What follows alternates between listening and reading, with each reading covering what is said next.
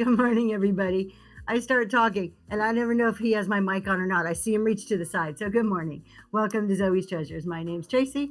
Noel is over there. He is my husband, sitting behind the all of his multitude of cords over there, doing his thing. Why not? Good morning. How is everybody? I am home. I am so excited to be back at home and sleep in my own bed. I cannot tell you. It feels so good. As much as I love to travel, coming home is even better. So, I don't know if any of you guys feel like that. Good morning, Southern Charm. That it is fun being gone to experience new things, but then coming home to like your own environment, your own food, your like just your routines. Good morning, Daisy Lane. It just feels so good. Hello, Monster Mama. All right, so it is Wednesday morning. As always, we have 10 auction items listed there. There's some stuff in the bin. I will be loading a bunch of new stuff this weekend. I've got a whole basket full of things I need to put up, but I got to go get some pictures. And so hopefully those will be up before our Monday show. And next week kicks off our CEO challenge. I'm going to talk about it now, but probably again a little bit later on. But our CEO challenge tonight, I am meeting with the participants for the first time. So looking forward to that. And if you want to do the CEO challenge at home, we have an at-home version of the CEO challenge. So just send me a quick DM saying, hey, send it to me. It's basically just a Word document we'll send over to you, and it outlines the first week's challenge. So if you're interested in kind of following along at home, just send me a quick DM and we will send that over to you. So that is what's going on there. Check the show notes, everybody. We have, hello, Millicent. We have our coupon codes in the show notes, our rewards codes, rewards cards. If you're not familiar with our rewards cards, I'm going to explain them just a quick minute here. So today's cards are number 3, probably got it backwards, 3 and 14. You'll notice that there are 2 different colors because this was first quarter, this the wrong way. Gold is first quarter, blue is second quarter. So we have 18 different cards we are now sending out. Numbers 1 through 9, we have gone through all of those. Those went out in the first quarter. But basically, every card has a coupon code on the back worth $2. But don't throw that card away, because every card is worth actually a lot more money than just $2. As you can see, cards number 3 and 14 today, if you put them together, they are worth $5 off in this show. How do you get cards? Every time a package leaves our house, we put a card in that package. So that's how you get cards. They also are in our giveaways. So that's the only way to get these cards. And they start to increase in value. So when you get it, keep it. Even if you use the first one, keep it, because you'll be able to combine starting on Fridays, because now that we are in the second quarter, we can start doing bigger discounts. So one card is worth $2. 2 cards together is worth $5. 3 consecutive cards, and it'll say on the back, like if you have numbers 1, 2, and 3 together, are worth $6. And now every Friday and Saturday in our show notes, we will be putting a combination of 3 random numbers that is going to be worth $8. That's like getting a free item. So you can come to the show and get something for free, basically, if you have those 3 card numbers. And those will always be in the show notes. So you can check those to see. And that's that. I think it's pretty cool. Good morning, Lori. How are you? Let me drink a little bit of my coffee here. And speaking of show notes, who here religiously, that's kind of like your go-to. You go into a show and you check the show notes. Who does that?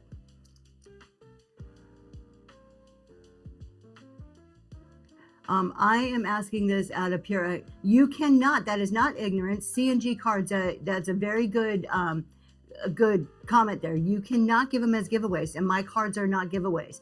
So the giveaways that I do are a CEO affirmation card and a vintage postcard.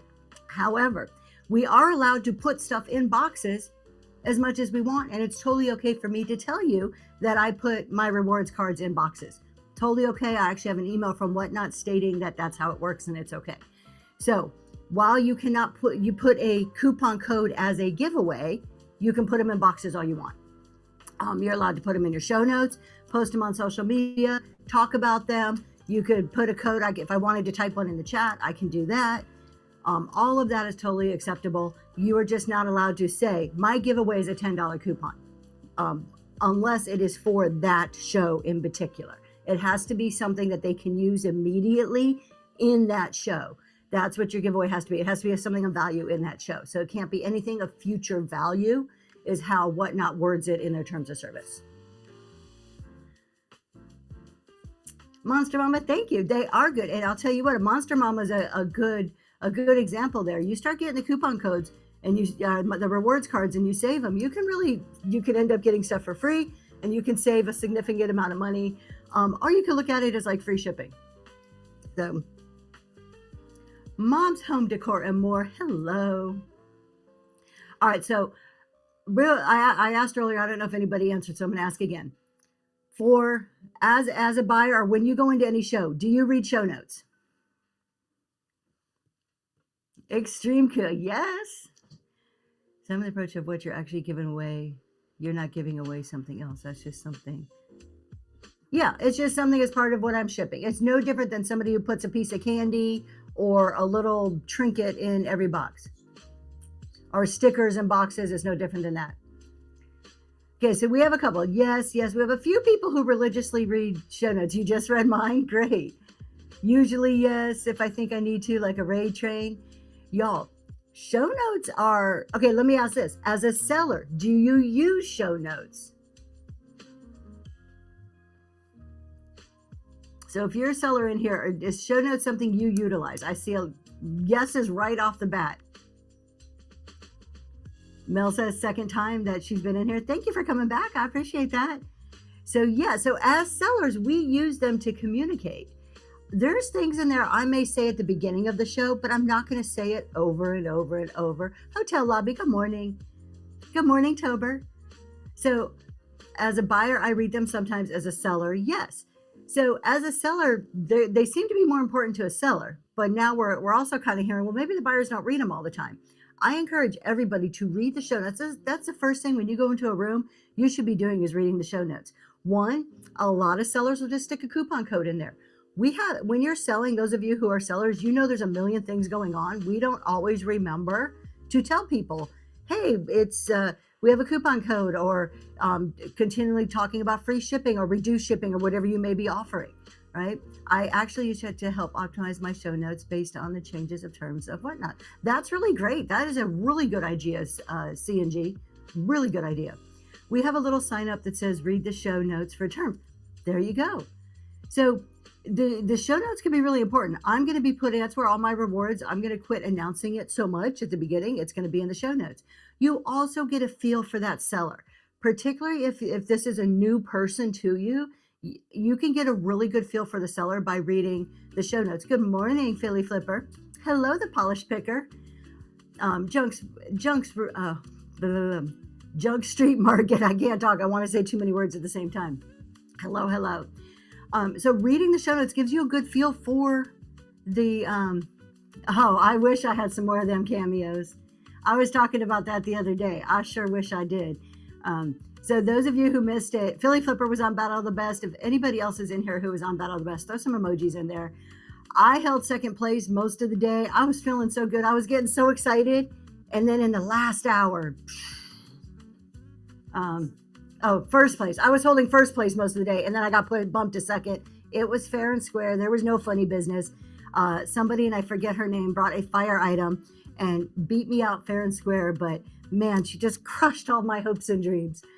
So Anella did. That's who it was. Okay, yeah, I couldn't remember who it was. I just know it was a watch, and it was silver and gold, and it was gorgeous. Yeah. So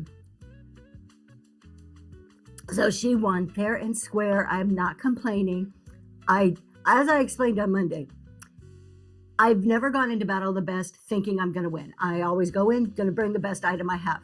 Now, you kind of know as a seller, there's been times I've gone to Battle of the Best and have brought something really good, but I'm kind of like, this is really good, but it's probably not a winning item, right? It's probably a really great item, definitely high value, but maybe not the winning item. So there's been times I've gone into it like that. There's been other times where I'm like, man, this is a contender. This is a really good contender for winning. I went in last Sunday not really expecting a whole lot. I'm like, you know what? I've got a really nice cameo set. We'll just see where it goes. Battle of the Best is run by Oh, my husband's coming on. So again, I was gonna get ready to do that. So for those of you who do not know, Battle of the Best is run by Miss CG Boomerang Echo, and she has a website. And TLC Mama Bear. We do not And forget TLC TLC Mama Mama Bear. Bear. TLC Mama Bear helps her with the Battle of the Best. So this is her website. It's www.boomerangecho.com. If you want to know anything about raid trains, she has a show about 101 rain train etiquette.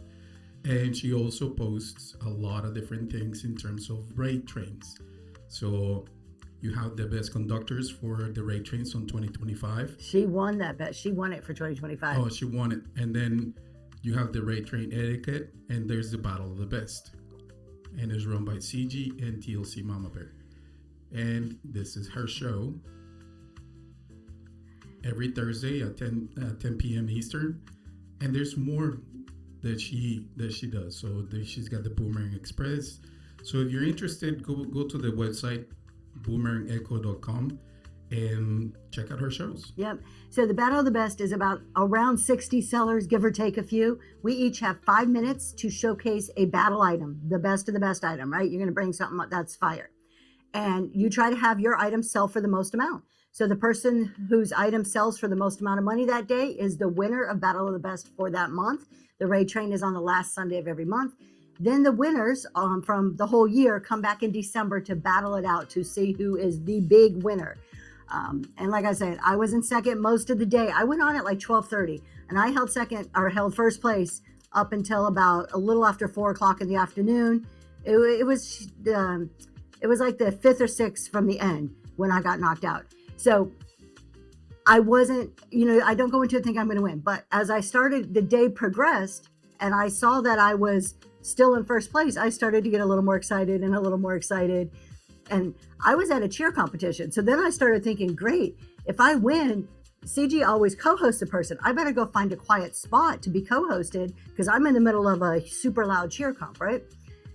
So I started thinking about where I was going to go if I got co-hosted. My mind, I got so far that my mind was already like, this may be a real possibility. And then it wasn't. So it was still a fun day. So for example, we specialize in sports cards, me bringing a joy. Yes, exactly. I know nothing about sports cards, but I'm going to go that I am sure that is a very expensive. I'm going to say yes, that would card. be an absolutely what they call a banger. Yes. So that would be a great item to bring into the mix. Granted that you have the audience for it because it's a multi-category.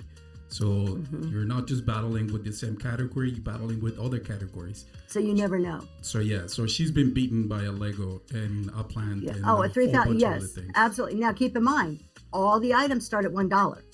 All the items start at $1, and if you're not a dollar start person, if you're not used to that, it can be very like anxiety driving. I start everything at $1 anyways. It still causes me a bit of anxiety. My cameo set, it went for a little over $500. So it gets bid up. These items get bid up. The winning item went for over $1,000 and they started it at $1. So, and what is really cool is it is cross category. So before I've been beat by plants before, Legos, I think crystals have won at some point in time. Other jewelry has won, clothing has won, like all these different categories. You never know. And every month it's a different crowd. Some months vintage and like glass and antiques do really well. And then another month, they're not selling at all. So you never quite know. So you're always just kind of like, is this the item that's going to win tonight or not? It's a fun day, and it's fun for buyers too to observe it because it is 5 minutes. They go very fast. So you're not just sitting in a long, like hour-long raid train show. It is very, very fast-paced. Everybody does a giveaway, so there's a constant giveaways going, at least one every 5 minutes. So it's fun. I definitely encourage you, if you haven't done it, put a little reminder on your calendar for the last Sunday of the month to check it out because it's a really good thing. And if you're interested, if you're like, you know what, I've got some really fire items. If you're interested, go to CG's website. She has an interest form. Fill out the interest form and then send her a DM. Introduce yourself. Tell her who you are. She is always looking for fresh people to come on the train. You don't have to be an experienced seller. Newer sellers come on. But I know she was just talking about it in her last show. It's called Battle of the Best. And she is always looking for fresh people. And when I say fresh, I don't mean new. I'm just like people who haven't been on the train before, because this train's been running for 2 years. And a lot of us have been on it 6, 7, 8 times. Well, she doesn't want to keep the same people all the time because then that gets old and boring, right? So she's constantly looking to mix it up. I'll put the website again on the screen. There you go, Ms. Boomerang Echo. And the rate train we're talking about is Battle of the Best. The Battle of the Best. Go ahead and click on that. Let's look at some of the previous winners. I think she has them up there.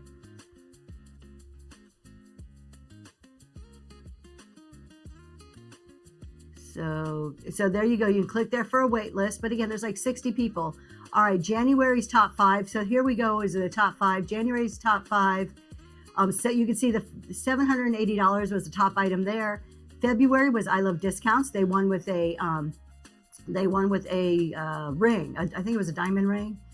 And she doesn't have March up there yet. There's Tony and his ring. And March isn't up there yet. She hasn't put the top 5 there yet. But we also have sports memorabilia, but we really don't sell that on here. We mostly do card. Yeah, reach out to her because she's looking for it. And I would encourage anybody who's interested to reach out to her. And don't just do the interest form. Also send her a DM and introduce yourself. Like say, hey, I heard about this on Zoe's Treasure Show. Super interested. Here's who I am. Here's what I do. Because she will go check you out. CG Boomerang Echo is known as the queen of raid trains.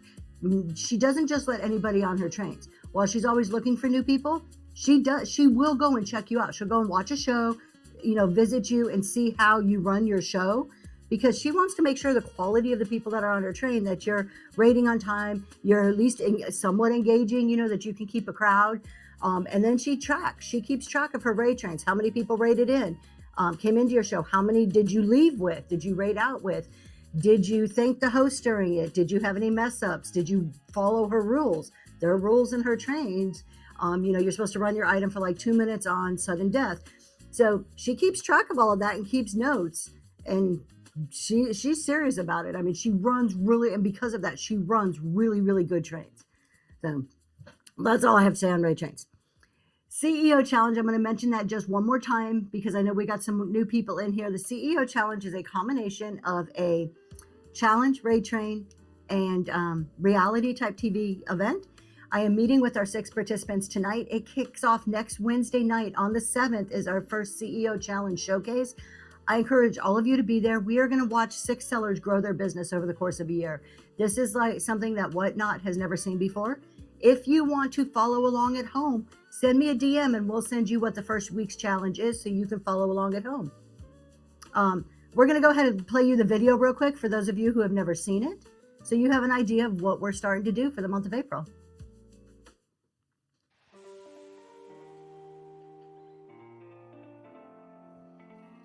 Six sellers growing, learning,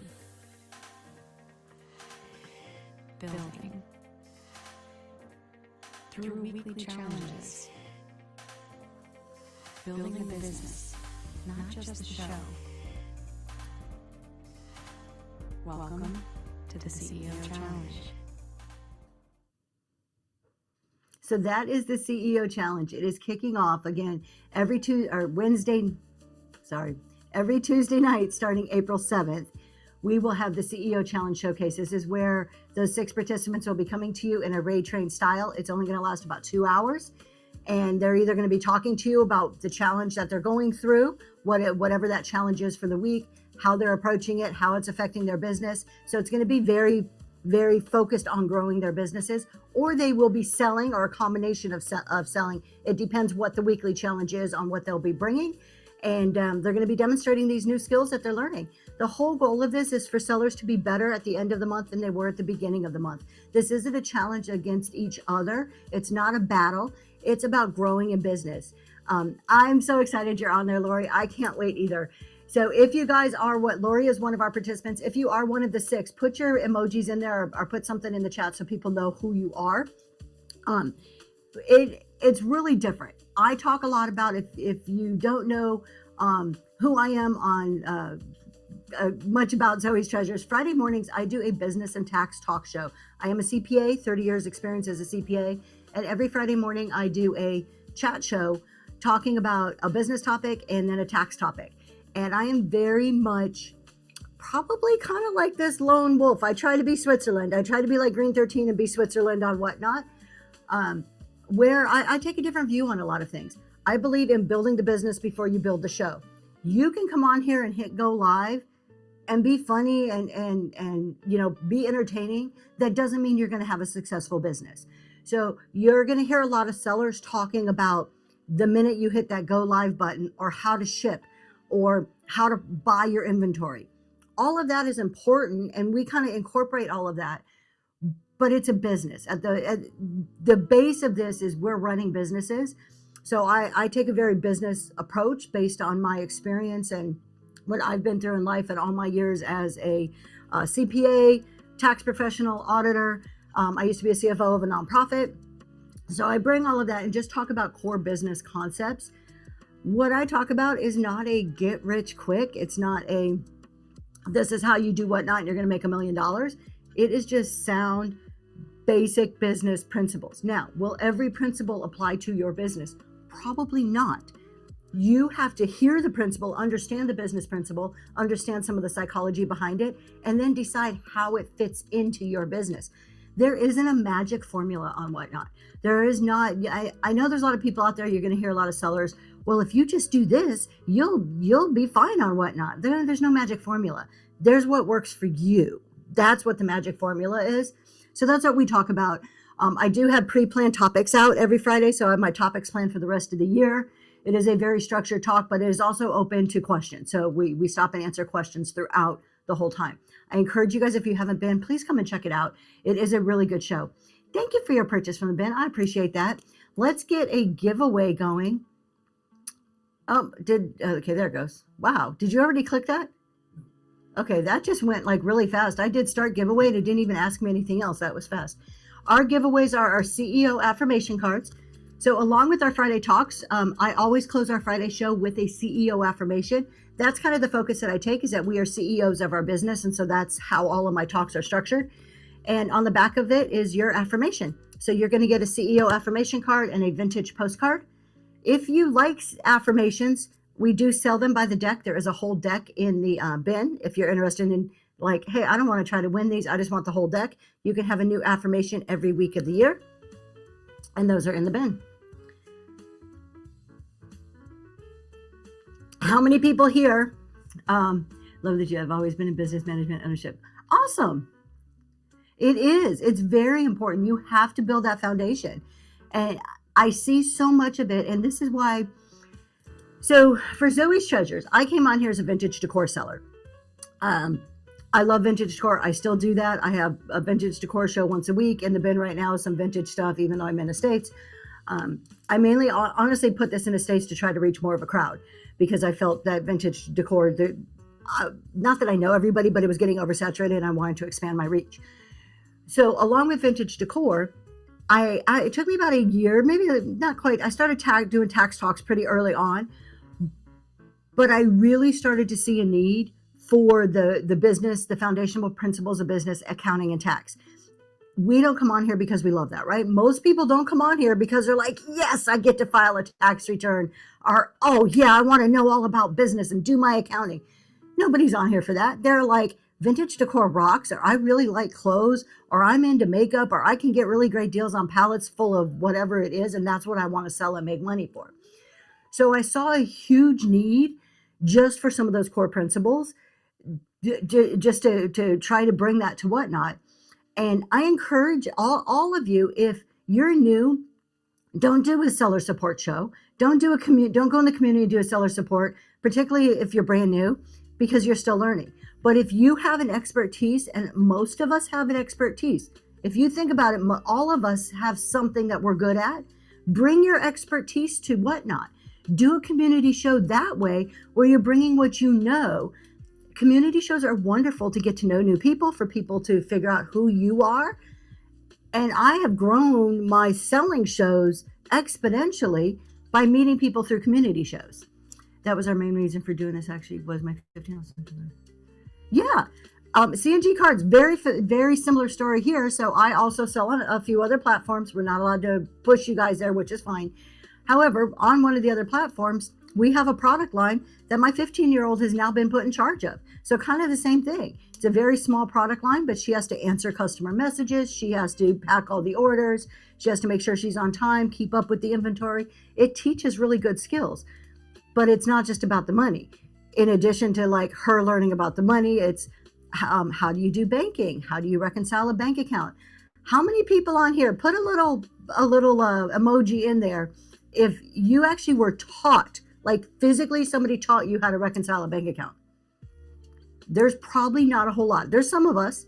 There's not a whole lot because a lot of people don't even reconcile their bank accounts anymore. So I am so glad that people are like, yes, I know how to reconcile a bank account. A lot of people, though, particularly younger generations, have grown up with a telephone in their hand and they can just look at their bank balance. So the concept of reconciling an account is like gone. It's still an important skill that we need to have, even if people don't realize it. We're just too used to having instant information on a phone.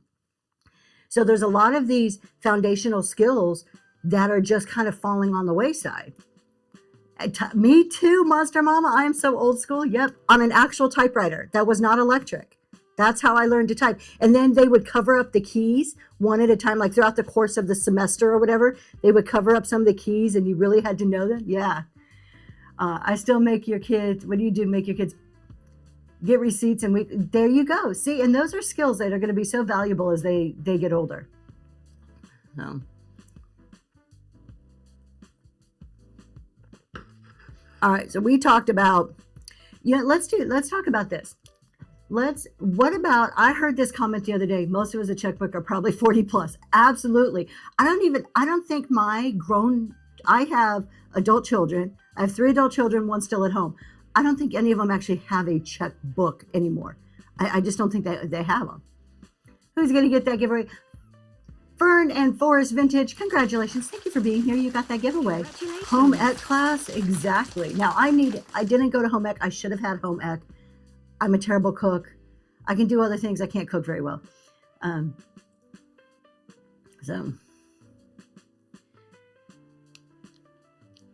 I heard a comment the other day and I thought it would make a fun thing to talk about today. And I do this. I watch shows all the time and sometimes I'll just see a comment. You did shop classes. Well, shop is just as vital too. Those are still another whole set of skills that people don't have nowadays. Is anything that's like working with your hands, automotive, woodworking, fixing things. It's a whole set of skills that I think are slowly going away and are very few select people. So very valuable skill set to have if you know how to do any of that. Oh yeah, the powdered eggs, my gosh. I didn't take shop class, but as an adult, I got into what, not necessarily, I can't call it woodworking, just kind of like DIY home repair, but I do all of our like built-in things, remodeling around the house. Not that my husband couldn't do it. He can do it. It's not his favorite thing to do, but I love to do it. He always yells at me, don't make our house a construction zone, because I'm constantly like doing something. So the comment I heard was, sell what you love. And I think we've probably all heard this comment before, sell what you love. I don't necessarily agree with that comment. You do computers? Yep. That's my husband. He does computers. Yeah, he does all the techie stuff. I can't work half the remotes in our house. He has everything on his phone. Our thermostat, our lights, everything. Our locks on our doors, all on his phone. Hey, DJ. If anything should happen to him, I'm going to be sitting here in the dark, waiting for the lights to turn on at 6 o'clock in the morning because I will not be able to turn them on. I'm either going to be too hot or too cold because I won't be able to do the thermostat. And I will not be able to watch TV because I can't pull down the projection screen or turn it on. And I know that sounds bad, but he controls all of it. Hello. If you're not willing to do research or learn, there you go. Only sell what you love if you're not willing to do anything else. I wish I can do tech.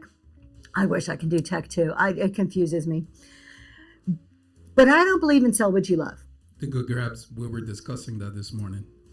Because first of all, you need to remove emotion from business. You need to remove the emotional connection you have to your items. And if you agree, Southern Charm, thank you. I'm glad you agree. If you have an emotional connection to your items, it's going to be hard to sell, hard to price, hard to really convey. Can you get excited about your items? Yeah, because you love them. But I think selling what you love hinders the sales process. Now, I think I don't even think you need to know anything about the product you're selling, depending on how you're selling it. So this is purely my opinion. If you're a bulk seller or a volume seller and you're going very fast, I don't think you need to know anything about your products. I think you can say this is a watch. You do not need to know if it's a fancy brand, not a fancy brand, who made it. You don't have to have a story with it. You're doing volume. You are looking at how many things can I run through in an hour, right? You're going as fast as you can in a reasonable time frame, giving people a chance to purchase. Something you're interested in is important, but cards we talked about are PCs, are personal collections, and people don't usually sell. That's I would agree with that. I sell in categories I love, but also what I appreciate. I think it's a big deal for you. I think we can all appreciate what we sell because it brings us money, but I don't think you have to love it. I don't think, and again, if you're selling in bulk or volume, I don't think you even need to know anything about it. Now, I take a completely different view if you are a niche seller. If you're doing curated niche, have a wonderful day, CNG. Thank you so much for coming by. If you're doing niche and you're doing a very curated show, I think you need to know something about your items. Because in those shows, the pace is usually a little bit slower. You're talking a little bit more, and storytelling creates value. Sure thing. Yeah, absolutely. Send me a DM. Good morning, Chumbleto. Do you have the Ledgers to Leadership book PDF version available in the shop? I do not know, but I could put them in there. Let me see, and we'll talk about that Ledger to Leadership really quick here because we are on week 5. I do. Wait, no, hold on.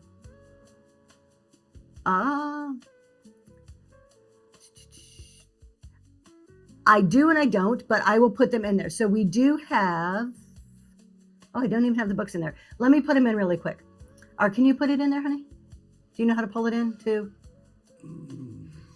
Just find it in our inventory and click the little box next to it and put add to show and just add it to the show. They'll be in there in just a second. I'll tell you as soon as we get them in. So really quick, Ledger to Leadership, while it was brought up, this is a Monday evening class that I do. It is an accounting class for resellers. It is focused purely on the skills you need in order to do proper accounting for a reselling business on whatnot. It's not college level accounting. You're not going to be a CPA at the end of this. You're not going to be like, super accountant. What you will learn are the basic skills you need to identify the basic accounting equation, debits and credits, how transactions run through your business, how to record them, how to create a set of financial statements from those numbers, and then how to read and use those financial statements to make decisions. So that's what you're going to learn in this. It is a 12-week class. We are in week 5. I use Excel for everything. So now I don't use Excel in that class. In that class, we have books. You do not have to purchase a book. You can show up totally free and just come with a pencil and paper. But if you are the type that likes the books, we do have books. Did you get it in there, honey? Tramelto, it's already in the in the shop. Let me see if I can find it. We can pin it really quick too. And I am very happy that you like it. I'm so happy, Ranch Hand Finds. Maybe I have to click out and come back in. There it is right there. We'll pin it really quick. This is the PDF only. If you want did you put the book too or just a PDF? She asked for the PDF. Oh, the PDF. This is a PDF. We also sell the book. I'm about to take it off. Excuse me, because I can't stand all those words on the screen. But there it is if you're interested in the PDF. Again, we do have a book that we have if you're interested in more of a book that you can actually open up and use. So the time is every Monday evening at 6:30 p.m., but we also stream it to YouTube. So all of our past, the first 4 weeks are on YouTube. And then every Monday night, it's also on YouTube. Excuse me. So if you can't make it, you can always go there and see it. Or if like we're talking about something, you're like, hey, I just don't understand that concept. I want to go back and look at it. So far, what we've discussed where we're at is we started week 1 with the accounting equation, assets equal liabilities plus equity. We really understood that. And every week we talk about the concept, I explain it, and then we do exercises together. I go through some examples and we actually practice this like you're like learning something, like we're in a classroom. So we practice examples. The books actually have worksheets in there too that help you keep practicing, or some of the chapters have worksheets that you can actually pull out and use in your business. So we talked about the accounting equation. Good morning, the Aaron Sphere. Good morning, Tabitha. Then the second week, we added on to that debits and credits. So that's the basis of accounting. When you're talking about your accounting equation, how do you apply debits and credits to that? Then in the third week, we talked about adding accounts to that. So now we have a chart of accounts that we add into our debits and credits. And the fourth week, we practiced more of the movement of money. And we talked about inventory. How do we account properly for our inventory? So we're moving on, week 5. I don't know off the top of my head, but we build. Each lesson, each week builds upon itself. And again, by the end of the 12 weeks, you will be able to create a profit and loss statement and a balance sheet for your business. You will understand why the numbers go on which one, what they mean, and how to use them to make decisions. That's the most important part of this. We don't do accounting just to do accounting. Do you also teach tracking write-offs? So tracking write-offs, and that's a good question leading into what I'm just about to talk about. There's 2 different things here. You have accounting. You have accounting, bookkeeping is the same thing. You do that for your business on a regular basis to know where you've been and to help you make decisions for moving forward. That's accounting. Then you have taxes. Ultimately, your accounting records lead to your taxes, which would be your write-offs on your taxes. So yes, I'm going to say the answer to that is yes, because if you are doing your proper accounting, that captures everything that's deductible on your tax return.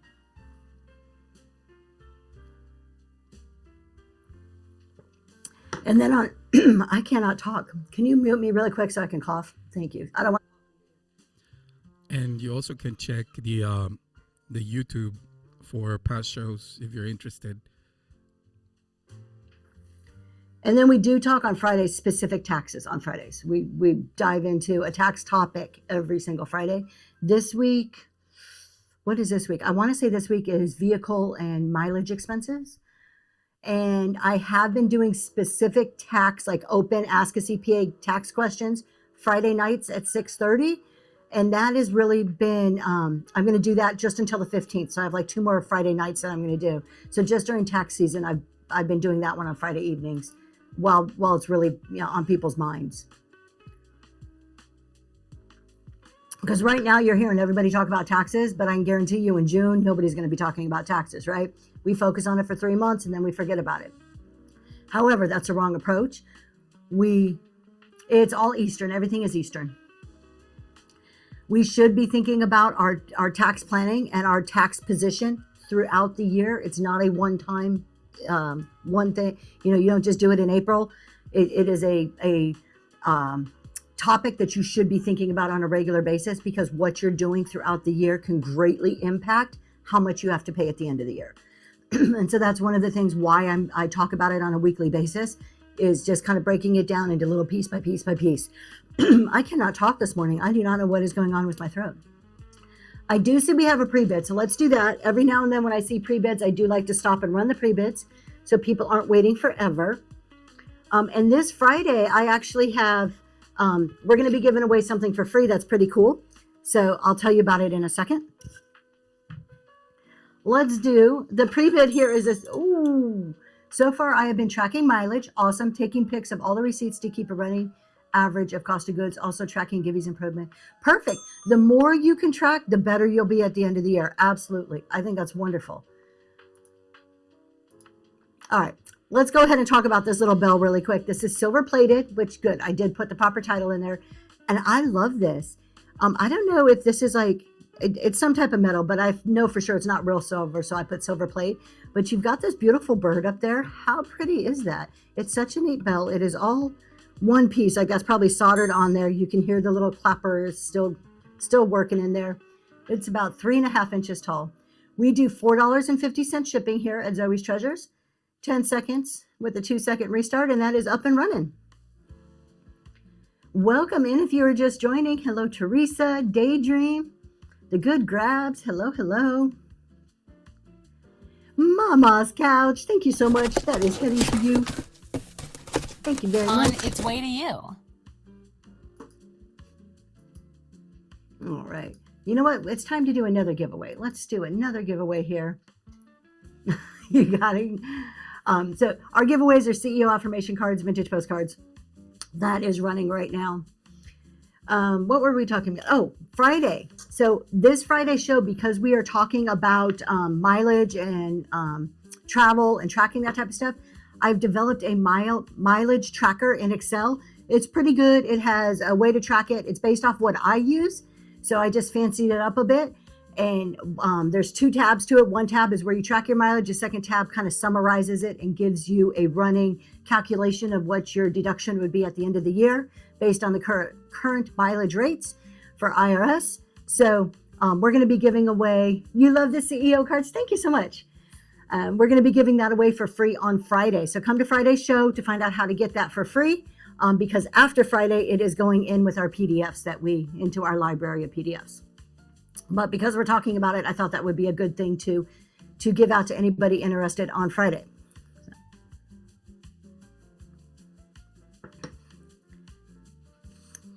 What else can we talk about it? Oh, I know what we can talk about today. Let me just switch over here to make sure I'm not missing anything. All right. So we've had a couple of requests to look at people's shows and kind of give some feedback. Totally open to doing that if you ever want.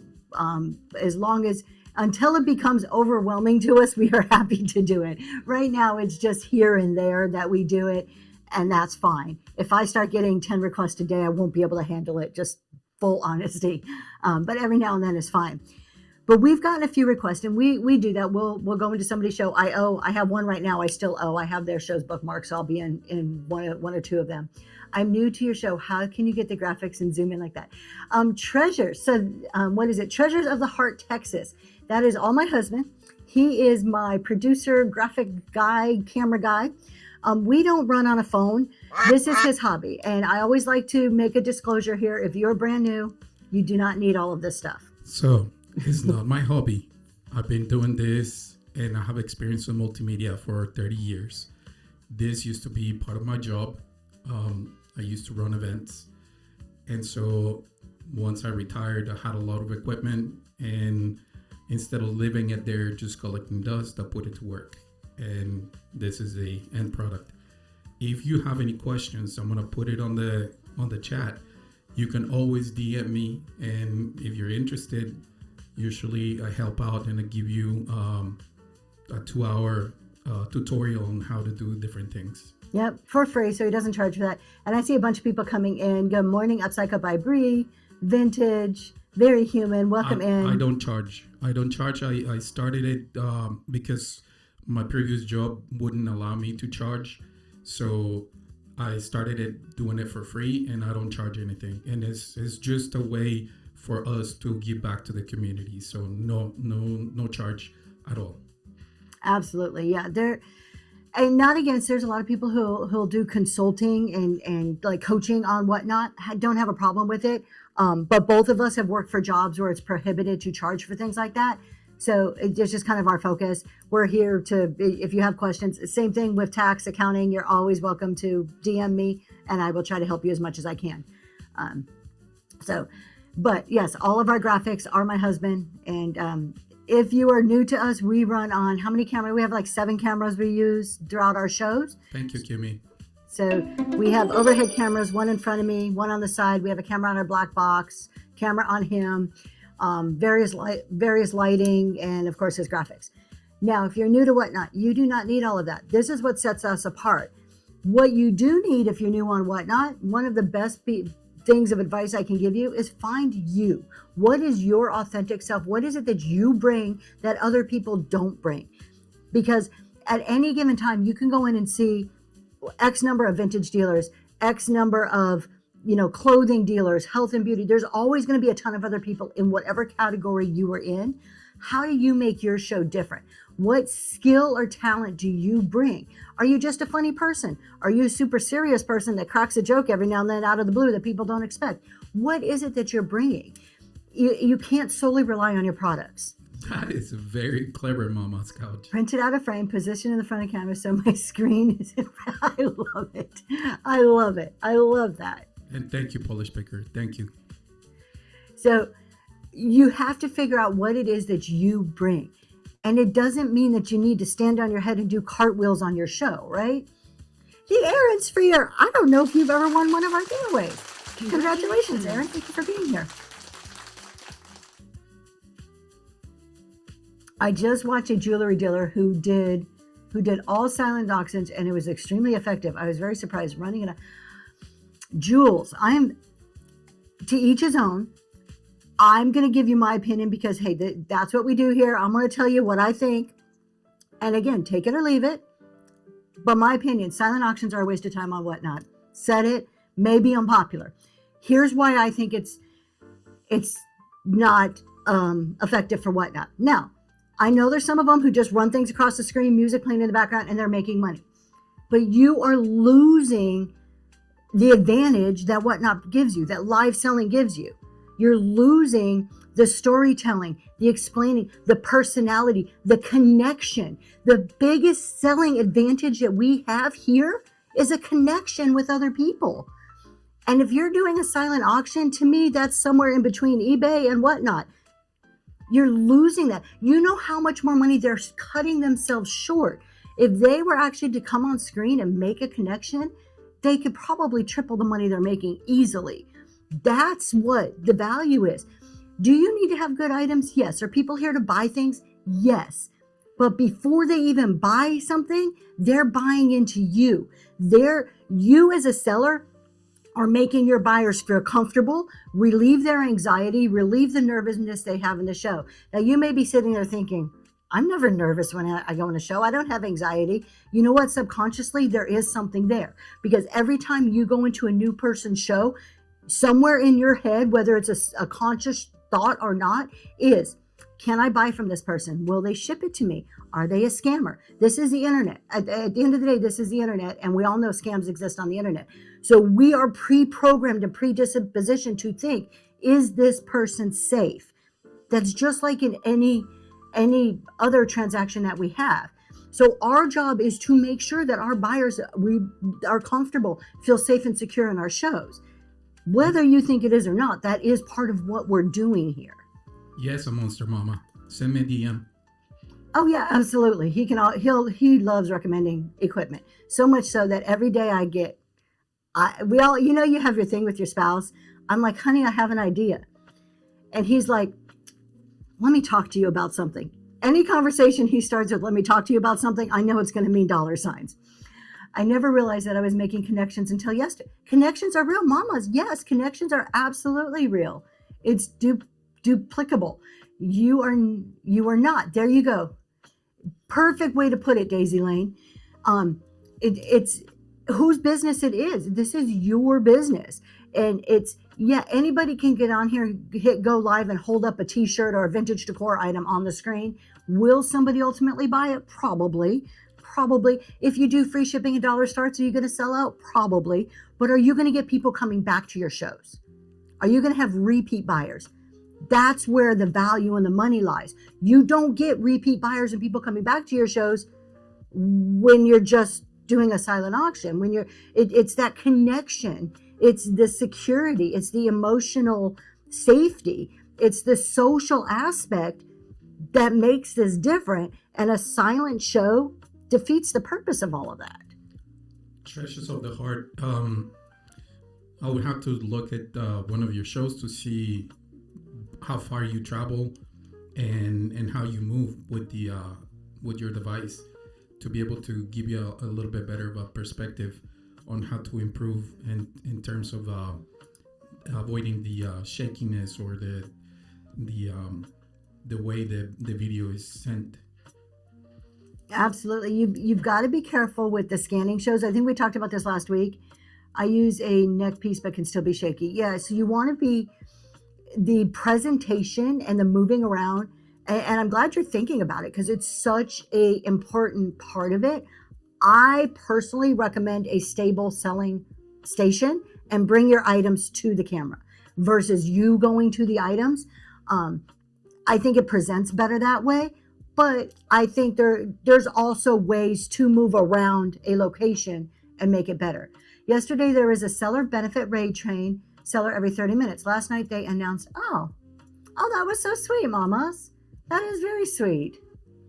I like that idea too, where they just kind of gather together and go hang out and bless other people. That's really cool. I'll make a point to go check out your next show, Treasures of the Heart. So as I was saying, we've looked at a few shows lately by request. I don't just go in and start evaluating somebody's show unless they actually say, hey, can you give me feedback? Because unwarranted feedback is never, nobody wants that. But one of the things that we all need to do, and trust me, it's hard because I don't enjoy doing it. My husband really does this for me, is rewatch your show. You can see a lot of what's wrong in your shows, but you have to rewatch it with an open mind. You can't rewatch your show and then justify every wrong thing because it was you. Like, you can't rewatch your show and say, okay, yeah, I see that my lighting wasn't that great, but you know what? I'm going to buy another ring light 3 weeks from now. I know I'm saving money for a ring light. Your audience doesn't know that. All your audience knows is that your lighting sucks. So you need to rewatch your show and say, do I say all the time? Guilty. It's one of the things I'm working on. So looking with an honest, put your honest glasses on at your show and seeing how you can improve it is vital. And then inviting other people. And I would suggest if you're going to ask us to give you feedback, we will give you honest feedback. I'm not going to be mean about it. You say, okay, a lot. I do. Yeah. We all have our words that we say. We're not going to be mean if we give you feedback, but I am going to be honest. I am going to tell you if your lighting sucks, your back is to the camera too much, whatever it is. The worst part is watching your own shows. I am so thankful that I have my husband to do that. I'll watch bits and pieces. It's on YouTube. I do go and look at them, not all the way through. He does. He really watches it and he'll tell me, don't do this, don't do that, change this. And it's hard for me to hear. And it's somebody that I know who's invested in my business and only wants the best for me. So he's not doing it in a malicious way. You can't handle the truth. The truth is hard. It's hard because we're up here and this isn't easy. What we're doing, sitting here or standing here and selling, is not easy. And you have all these thoughts going through your head and you're trying to do all of this stuff. And you're to hear that you're not doing something right. I'm like, but do you know that I was doing 5 other things at the same time? And yeah, it sucks, but we've got to pay attention to that. I want honest opinion of your shows. Southern Charm. Do you really want me to? Honey, I'll write Southern Charm down here. Okay. She doesn't need it. She doesn't need it. I cringe when I have to watch myself too. I get that feeling. Ace Vintage, hello. Good morning, Alex. So watch your shows. And then here's the other thing. What is the biggest question that we hear on Whatnot all the time? Almost every seller support show. Oh, we have some pre-bids. We'll get to those too. You know what? Let's do the pre-bids. Then we'll talk about this big question. All right. Let's do this. And then we'll go before we go into another topic. All right. Let's see. First pre-bid, we have look at this Cobalt toothpick holder. I think I got this from I Love Discounts. If you're in here, I Love Discounts. Thank you. We buy just to resell from each other. How do I get the algorithm to help me? That is the question.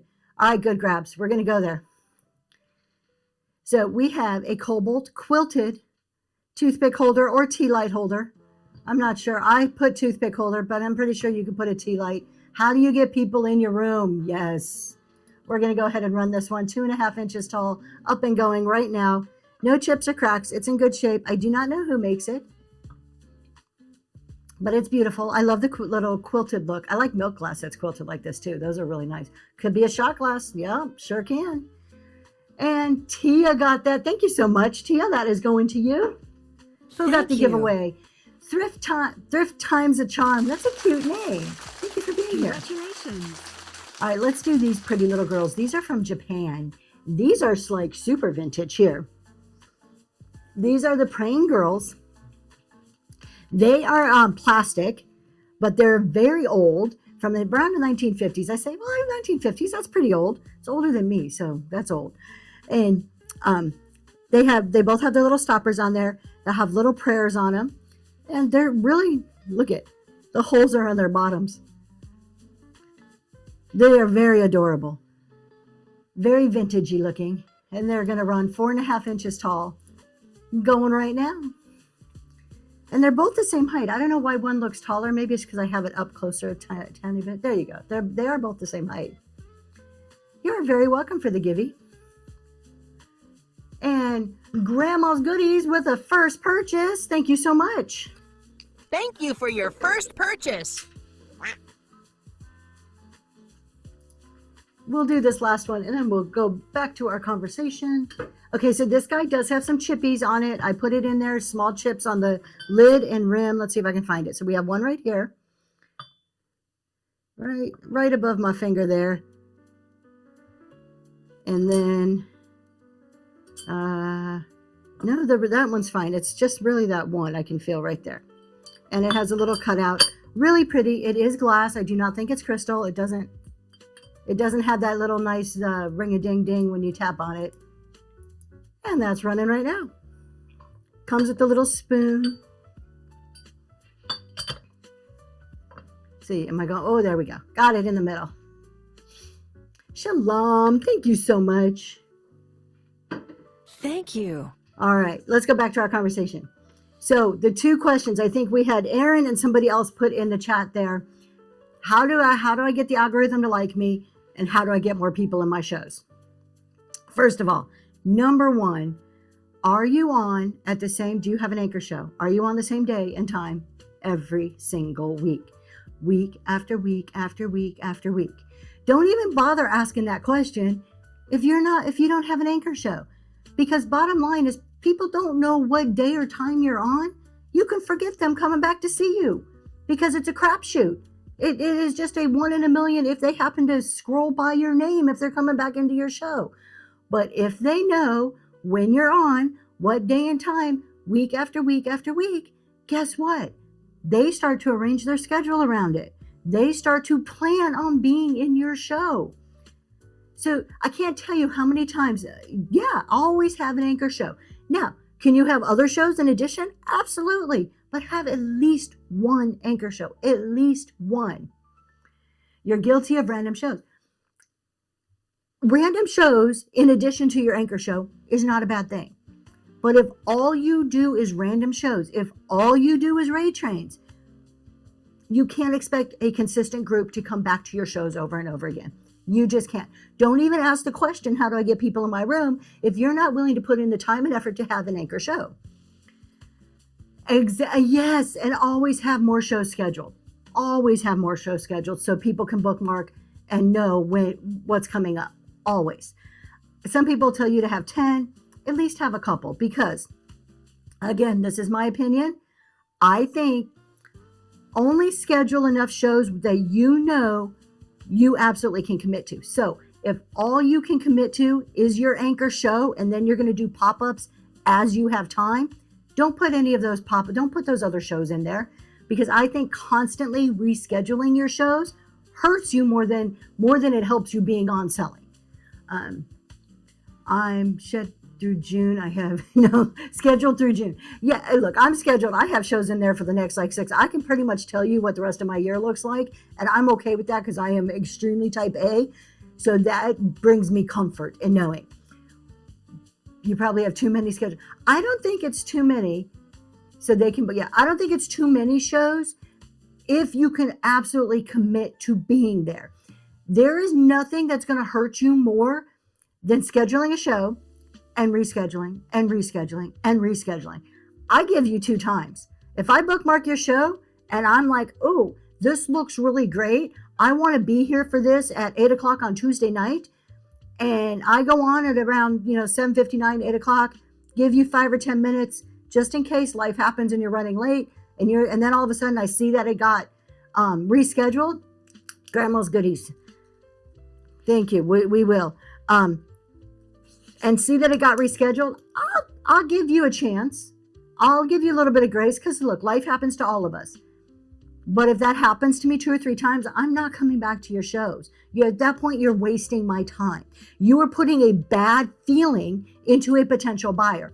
Why do you want to do that? So don't commit to it. Very important. I committed. Yeah. Look, life happens. I've had to cancel or reschedule shows too in the past. But that's an exception. I talked about this a few weeks ago. Do not allow your exceptions to become the norm. Your norm should be schedule a show and show up for it. Constantly rescheduling is going to hurt you.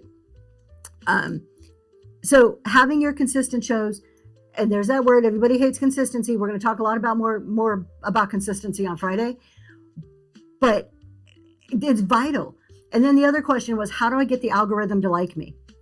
Let's step back and let's just think about this logically. Number one, I don't care who they are on here, unless they work for whatnot and wrote the algorithm. If they tell you that the algorithm works in a specific way, they're lying and they're full of BS. They don't know. Nobody knows how the algorithm works. However, we can make logical assumptions, such as, if I'm whatnot, what would I want to see the most of? Let's look at it from a business perspective. Sales. Sales is what makes me money. So if things are running in your show, potentially creating revenue, I would say that may be an algorithm booster. I don't know for sure because, again, I didn't write the algorithm. Is it true when you have a sponsor or boost, it's a... I don't know. Jules, I don't know. Nobody knows. Whatnot cannot provide good enough statistics to me for what I want to see for me to sponsor a show or boost a show. I don't think there's enough data there that tells me that it's effective.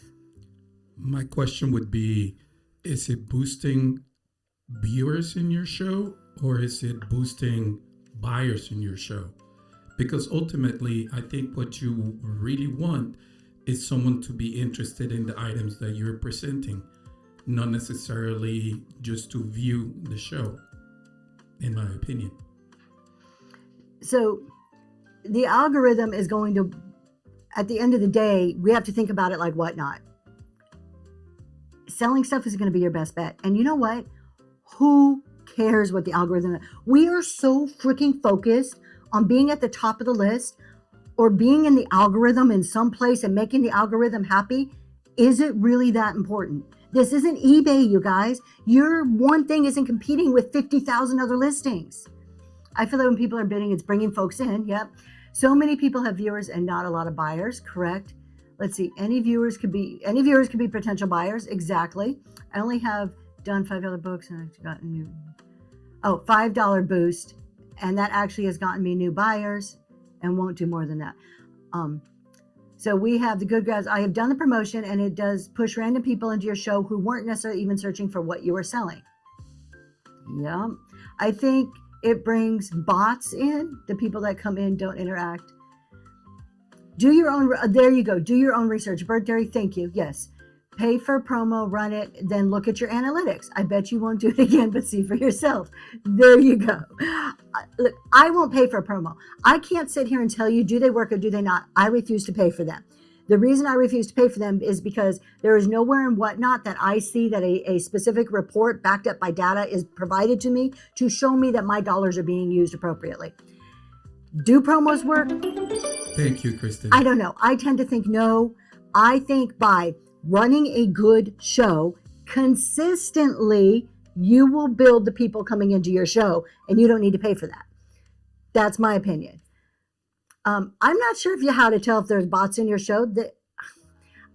I don't honestly, okay, look, I don't know if I necessarily agree that bots are in shows. I know there's a bunch of computer stuff, but the verification process to go through to actually be able to get into a show, I think there's bots there's like scammers using bots to try to run fake credit cards or stolen credit cards through buy it now purchases through the marketplace. I'm not necessarily sure they're in your shows. When I was brand new, they helped, but now you don't use them. Treasure of the Heart, thank you so much for being here. So I don't necessarily think there's bots in your show. I just don't. I don't buy into that. I could be wrong. That's me. That's my thoughts. The new verification system that Whatnot has, it pushes you to have a phone number to be able to verify the account.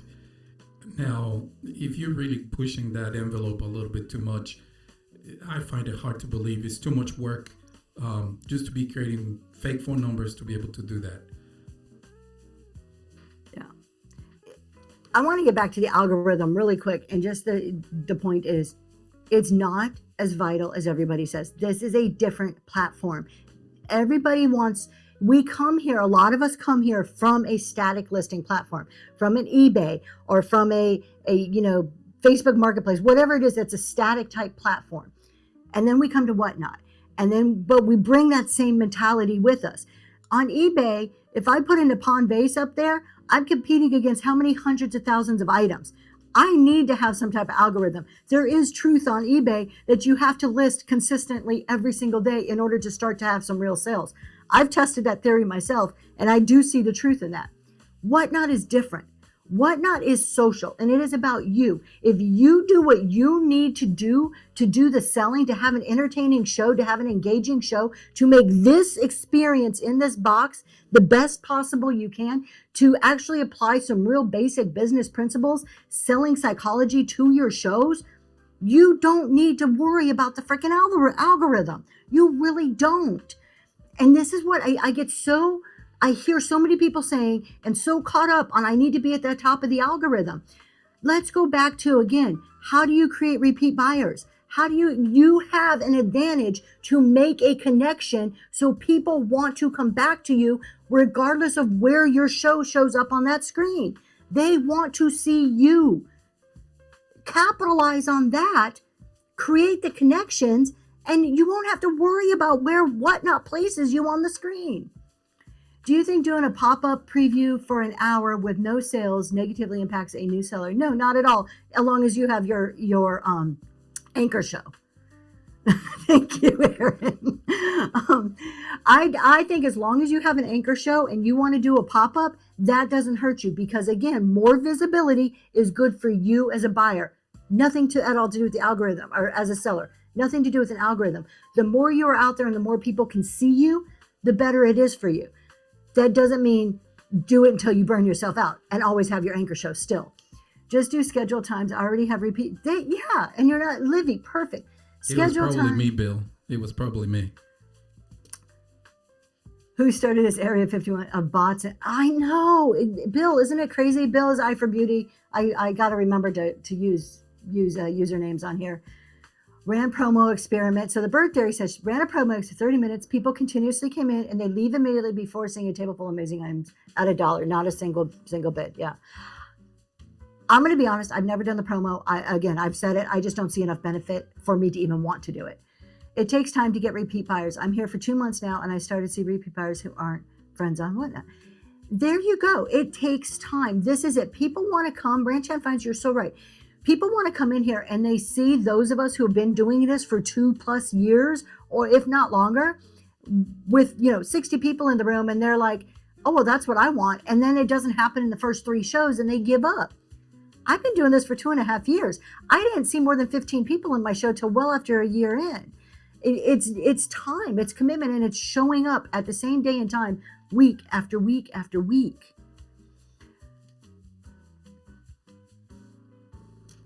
All right, we've got a few pre-bids. I'm gonna take a breath because I got riled up there. We're gonna do these pre-bids, then we'll come back and talk a little bit more. What's another question? What's our next topic we should talk about? Let's do these butterflies. They are beautiful. I'm gonna actually hold these instead of putting them on the thing. Oh, my husband's yelling at me. All right. He gets mad when I'm like, I just want to hold something. He's like, no, use the cameras.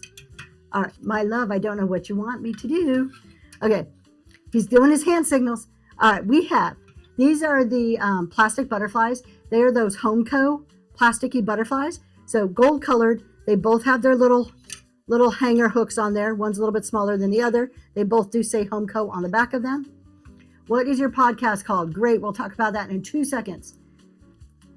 Thank you. I love discounts. Thank you. Yes, for answering that. These guys are up and running. Both of these little butterflies, they are beautiful. You're going to get 2 of them. Thank you so much for your bids. The good grabs. I love that question. Thumpy, that's going to you. Thank you. Thank you. And then this, you guys, this is my favorite thing. I'm surprised it took this long for me to get to it. This is my favorite item of the day. Can we switch to the other camera, my love? This is the cute riser that Southern Charm it. I know I need to use it all the time. You guys, if you like the riser, Southern Charm 7, she's in the chat somewhere. She makes these. You can go to her show and you can buy, and she has different variations, like different types of legs. Sometimes the wood is different colors. They're awesome. They're perfect for if you're selling. All right, look at this. Let's see. This is a little mushroom trinket box. Let me pin it. Let me do my job the right way here. So it is plastic, but look at the mushrooms on there. If you're a mushroom lover, here's just the lid, and it is in great shape. It is plastic, and then here's your bottom to it. And a little trinket dish with the mushrooms running right now. That is going. I think it's cute. I like mushroom stuff. Think if you had a bunch of those little tiny mushrooms, those little like mushroom figurines, you can fill it up in there. Shalom, that is going to you. Thank you, thank you. All right, we had a comment of show length. What is the proper show length? Let me put the podcast real quick. Oh, okay. Let him do his podcasting. There we go. If you guys do not know about Reselling Roundtable, where have you been? Go and subscribe to us right away. This is myself, Zoe's Treasures, which is me and my husband. My husband runs all the background techie stuff. I get to be on screen there giving my thoughts and opinions. We join forces with I Love Discounts, which is Tony and Lysandra, and Green 13, and that is Jeremy. And we all come together every Sunday evening at 6:30 p.m. on YouTube with a live chat show. We talk about different topics, different opinions, different thoughts. We all have different backgrounds. And you can come and ask questions in the chat, and we do our very best to address your questions. Thank you, Aaron. Okay, so how long should you be on? As long as you want to be on. Is there a magic 2-hour mark? Maybe there is, maybe there isn't. Who cares? At the end of the day, who cares? Because somebody can say, oh, I'm on for 4 hours and that works. You trust me, at 2 hours, you're going to get a floodgate of people coming in your show at 2 hours. Maybe, maybe not. You know how many shows I've had over 2 hours in 2.5 years? Maybe 3 or 4. And I've done very well for myself on Whatnot. You don't have to be on any number of hours of time that doesn't work for you. What do you need to do for your show? Have a plan going into your show and how you're going to run it, what you're going to run, and approximately how long that is going to take. That's what you should do. So if you are doing random polls, first of all, you should know how many items you want to sell, because you have to know how many items you can ship. Are you doing health and beauty where you can sell 400 items because you can ship 400 items in 2 days? Or are you doing vintage decor where maybe you should limit it to about 100 because it's just you shipping and you want to ship on time? So first of all, what are you selling? How many items is that? Does that fit within being able to ship in 2 days with the resources that you have? Obviously, if you have a team, you can ship more, you can sell more. So start with that. For me, it's around 80 items makes a good Saturday, my big show. All right, now I know I sell about 80 items, give or take, depending on the show, right? How long does it take me to show those? To properly, on the speed that I go, in the format that I use for my shows, and where I'll hold it, I'll pin it, I'll talk about it for a second, and I run it. I move at a pretty decent pace in my shows. That's just how I like to do it. Yes, I do. They should be in the bin. Let me see. If they're not, my husband can put them in there. They are not. Honey, would you put the deck of affirmation cards in the bin, please? We'll put it in the bin for you. It'll be in the buy now. Just give him about 2 seconds. So we do sell the full decks. So if I'm selling about 80 items at the pace that I normally go, it takes me about an hour and a half, give or take. That's the length of my show. I don't care what again, going back to the algorithm or what the proper time is that people say. You do you. Have a show flow, have a show plan. Maybe your plan is, I have 30 items. Those cards are in there. Thank you so much. Let me see if I can get them. Are you sure they're in there, honey? Oh, there they go. We'll pin it for just a second. That is the deck of affirmation cards. So instead of just winning one at a time, you can buy the whole deck if you are interested. So you have to figure out, maybe instead of, I know I like to sell 80 items. Maybe you're like, I have about 30 things here that I can show. My goal, my plan for my show is to show all 30 items at least 2 times, and then I will end my show. You may say, I'm going to show them 2 times. Unless I feel that I have a different crowd or the vibe is really good, then I'm going to continue to show those same items. Thank you so much. Fern and Forrest, thank you very much. I appreciate that. So have a plan. It's not about, I need to be on for 4 hours. It's, what is your show flow? What is your plan? You guys, if you're just hitting go live and you're winging it, you're doing yourself a disservice. You're losing sales because of that. You are having less bids and losing sales because of it. If you are flying by the seat of your pants, I'm just going to hit go live and see what happens. I'm just going to start pulling stuff out. You're hurting yourself. Can you do very random type unboxing shows without a plan? Absolutely 100% you can. Let me get this. I'm going to take that off the screen. I hate words on the screen when I'm doing it.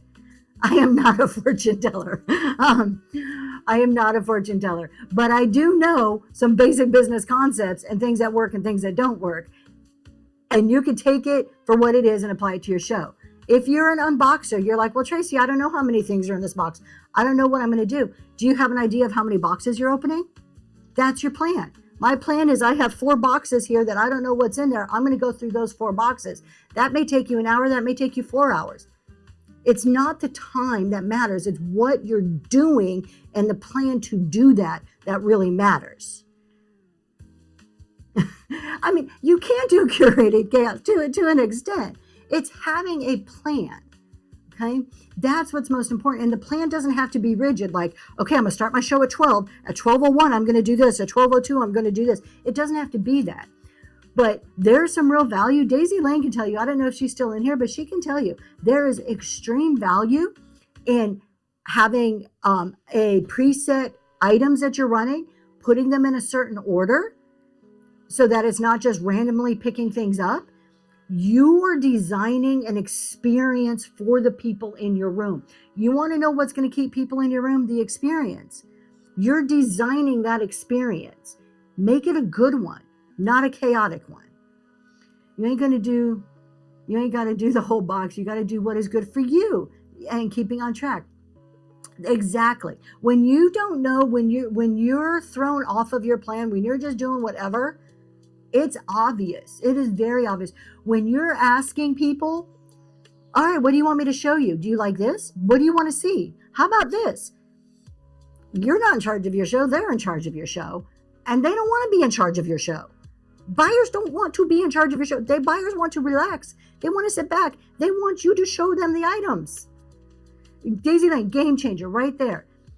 Having your items, even when I did random shows, the items on my shelf behind me were not just stuck in any random place. There was an order to what I was doing. There's always an order. You build up, you slow it down. There's a way to do this that makes it more advantageous to you as a seller and still gives a good experience to the buyer.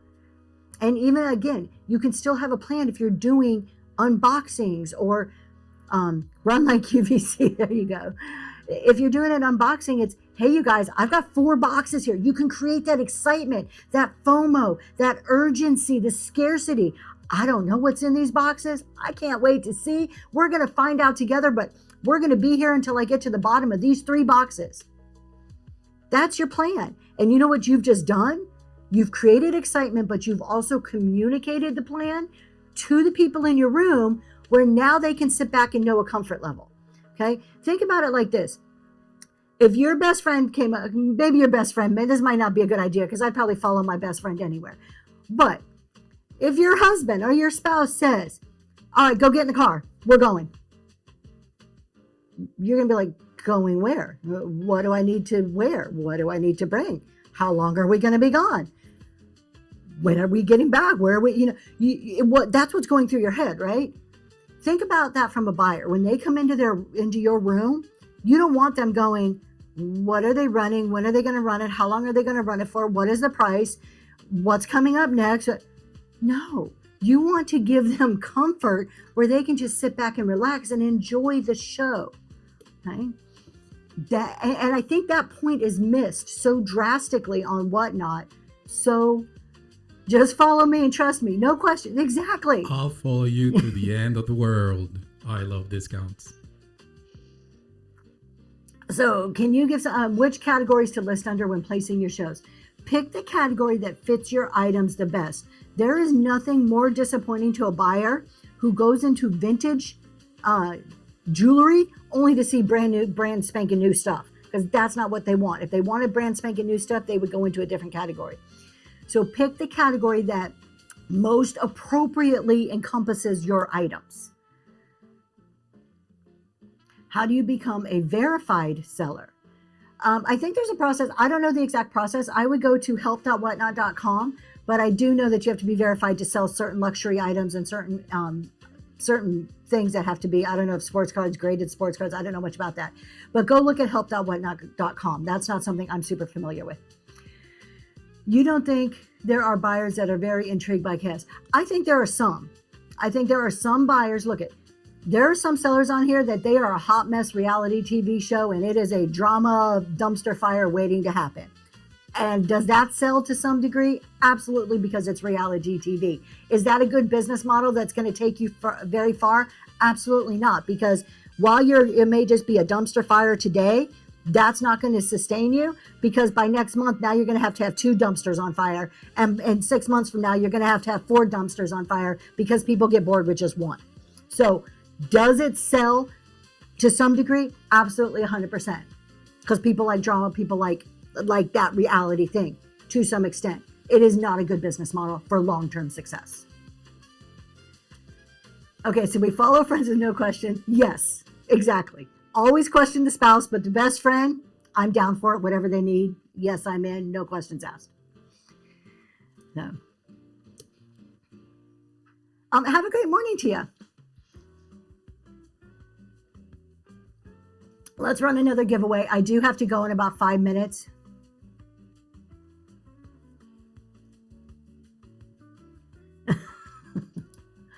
I get the best red chat sometimes. All right, we're running another giveaway. Let me just check and make sure we're good over here. All right, I got about 10 more minutes or so. My daughter is on spring break and she still has track practice, so I have to go drive her over to the school in about 10 minutes so she doesn't miss track practice. Thank you. Just popped in. This was what I need. Oh, thank you for coming in. Please come back again. So we've got that giveaway going, so we're going to talk for a little bit more. The other thing, you guys, go into other shows like you are now. Like, hear all the people that are just, we're having a conversation. We're talking. And this is a hard one for me because I am a lurker. At heart, I am a lurker, sit in the background, just enjoy what everybody else is doing person. But that doesn't work on a social site. So the people that are in here putting comments in, asking questions, I don't quite go in incognito. I just don't say a whole lot usually. This is the way that, people get to know you. You may say something that's just funny in the chat. You may say something that's intelligent or smart, or just make a comment and somebody's like, wow, I vibe with that. And they'll click on your name and then they'll follow you or they'll check you out or go to a show. Good morning, a Reworkers Passion. So Good morning, get into other people's shows. Be part of the community. That's what this social app is about. Now, if you ask Jeremy on Green 13, and we'll debate this on a Sunday show at some point in time, he will be like, no, don't waste your time being so social in everybody else's shows. More important to be running your own shows. Yes, I agree to an extent. You do have to be running your own shows. People can't really get to know who you are if you're not running your shows. But there is a community aspect, a social aspect, that if you embrace that social aspect, it will propel your business on this app. This, that, and then, yes, they are. Yes. Yeah, absolutely. Almost everything we do, like 99% of what we do is on YouTube. Occasionally I forget to click the right buttons and it doesn't go, but on the important stuff, my husband makes sure it's on there. Yes, forgotten memories. It is. And I can attest to this because for almost my first year on here, again, I was a lurker in the background. I would talk every now and then, but I was really a lurker in the background. I was doing consistent shows. I had good items. I had good prices. I was doing all the things, right? But I wasn't part of the community. I wasn't engaging. I wasn't talking a lot. I could tell you all about all these other awesome sellers because I was in their rooms, but I wasn't being part of it. I also wasn't showing my face on camera. The minute I turned the camera around and we start to engage, and it wasn't even really me, it was my husband kind of coming on board in the business, and his engagement that started, it was like this floodgate opened in the business, and it was a completely different outlook at that point. You have to. And don't turn that camera around. Even if most of the show, you're not camera facing because maybe you're doing jewelry or something small that it's not good to hold like this. That's okay. Every now and then, let them see you. This is, again, making the connections. People want to see you. Don't worry about how you look. Don't worry about how old you are. Don't worry about if you have a wrinkle or if you have a mole or if your hair is not perfect or if you didn't put makeup on. People want to see you. They want to see who you are. Now, I do suggest clothes. Definitely put clothes on. Did you do that? Well, congratulations. That's great. It's a huge step. And you love seeing, I like to see people too. I love to put a name with the face. It makes it more real. Yes, clothes. Definitely just at least put clothes or a robe. If you're CG Boomerang Echo and your whole show is built on wearing a robe, if you notice, there's nothing hanging. The robe is properly securing everything. So it is clothing. In a bot world, it is. It's against terms of service not to wear clothes. There you go. Let me tell you, when I first didn't do camera, I was very insecure. I'm an introvert. I am a very shy person. We just talked about this. I was at a conference a few weeks ago in Dallas, and I don't like to network in person. I am the one on my phone in the corner being like, don't talk to me. That's who I am. I don't like the crowds of people. I get very embarrassed. It took a long time to be comfortable coming on here and talking like this, but it changes your business. And you know what? Nobody cares. Nobody, you don't have to be perfect. Stage fright is the number one fear. So it's normal. It's normal. And uncomfortable. Please talk like someone is in your room. I saw one holding a bowl over her head, watching TV. Ferns and Forest, you got that giveaway. Congratulations. Do I have any more? We're going to do one more giveaway because we're talking. Yeah, we're going to do this last giveaway. There it goes. 10 minutes later, the same scene had it. She's just standing there with a bowl over her head. Look, people will watch other people do dishes. They will watch them pack boxes. Southern Charm, and I still have a little nerves before a show. But the more you do it, the easier it gets. Let me tell you, I sat in a hotel lobby last week, multiple days, doing a show in the middle of a hotel lobby with people sitting not 5 feet behind me. I mean, there's a little divider thing, but it was open, they can hear. A year ago, maybe 2 years ago, I never would have done that. That would have petrified me. It would have freaked me out. I would have been like, there is no way in heck that I'm going to sit in a public place and do a show. I've done a show in the middle of a Barnes & Noble before with people walking all around me. It gets easier, but you got to work through it. It's not something that's just going to happen. If you're not naturally comfortable in front of a camera, the only way to get through that is to continue to do it. I'm going to tell you what I tell my dad. He's afraid of flying. And every time he has to come and visit me, he has to get on a plane. So every time I tell him that he's my hero, because it takes a lot of determination to face your fears and do what you need to do. Absolutely, and it's scary. I'm right there with you. I didn't do it for the longest time, and I still get a little nervous sometimes. And after shows, I'm like, I'll look at my husband. I'll be like, I don't know, that didn't go good, and it's okay. It's okay. There's people on here doing a lot worse things than whatever you're going to do. Trust me. People are going to outnumber or embarrass themselves far more than whatever you're going to do. Reworker's Passion's afraid There to you fly and go. still does it. And yeah, act like you're just talking to your family. You know what? I can't see all of you. Honestly, I came to Whatnot already being a facilitator. I can get up in front of a room of 300 people and not have a problem teaching on a topic because I feel like I'm an expert on that topic. Here's part of it right here. Wow, it just dawned on me. I've got this like light bulb moment, y'all. Here we go. Here's a light bulb moment. Yes, don't ever second guess yourself. Do you know I can get on a stage and talk to people? I have a whole auditorium full. I've done it multiple times in my career. But you know why? Because I'm talking about something that I feel I'm an expert in or that I feel I'm knowledgeable about. Why do we get on? Why are we scared to get in front of the camera? It's not always about how you look. It's about, I'm going to mess up. I don't have a plan. What if I trip? What if I fall? What if I drop something? What if they laugh at me? What if they put something in the chat I don't know how to answer? You can prepare for all of that. You can be an expert. This is your show. You are the leader and the expert of your show. You have the knowledge, the ability, and the skill to be here and do this. So who cares who's on the other side, right? Don't be afraid of who's on the other side. Leslie, you're my new hero. What did Leslie say? And I'm looking forward to see you in Austin. And Cozy Corner, just slow down. Slow down. Nobody's chasing you.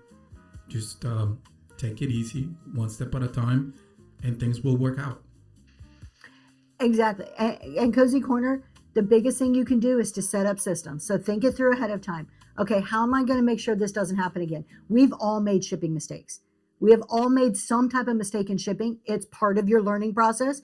You've learned from it, you improve it, and you don't let it happen again. It's as easy as that. Does it suck when you're going through it? Absolutely. But you move forward and you get over it. You can keep going. You've got this. Good to see you, Miss Kelly. Yes, I am very much looking forward to meeting a Reworkers Passion in person in Austin. Is anybody else going to the summit in Austin? It's like 3 weeks away. I'm super excited about this. There's some emoji in there. Or put yes. Good morning, the sassy vintage chick. Are you going to Austin? Good morning, Sassy. Yes, you She are, aren't is. you? I asked Yes, you she already. is. You are. All right, Auntie Barbie, Sassy Vintage Chick, a Reworker's Passion. There's going to be so many people there. I am looking forward to this. It's going to be a quick trip. We're coming in Friday morning, flying out Sunday morning.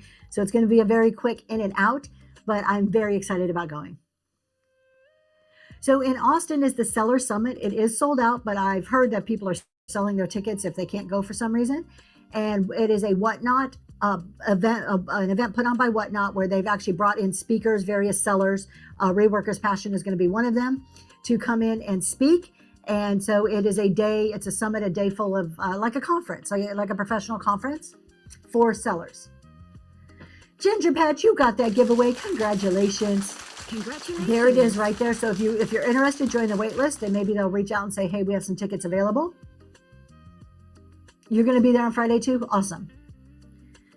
I've been to one of the unofficial meetups, and that was great. I'm really looking forward to this one. This is their first one. First Seller Summit. I'm pretty sure I'm correct about that this is their first Seller Summit. So it's going to be, yes, thank you, Sassy Vintage Ship. It's going to be interesting to see the first one. So part of mine is like this curiosity. Part of what I do in my 9 to 5 is I write teaching materials for our audit professionals across the world. And then part of what I do is I run conferences. So I run a 4-day conference every year. I'm always curious to go to other people's like conference things and see how they're doing. Can I get some cool ideas of things I can incorporate into mine? Kind of best practice stuff. So when I go to things like this, I'm always kind of like, what are they doing that's different and new? So, Jules, I'm going and I'm not a seller. Yeah. Yeah, you have to be a seller to go, but like you have to be one of the like in the business. So we had to buy 2 tickets. My husband had to buy his ticket. I had to buy my ticket, but we're both on here. I know, Sassy. Can't wait. Oh yeah, Ranch and Fine. Send me some suggestions. If there's any place that's really good, where are we staying? Wherever wherever that summit is, that's where we're staying. We're actually staying at that hotel. I just thought it was easier to just book at the hotel. For me, it was easier. All right, you guys. we are going to have to go. I got to run my kid to track before she's late, and then she gets mad at me, and there's nothing worse than the wrath of a 15-year-old, and I don't want to start my day like that. So it has been wonderful, you guys. I will be back on Friday morning. So Friday, 7 a.m., we will see you there, Business and Tax Talk. Let's go see who's on. Have a great day, everybody. We're going to go see TBC Productions today.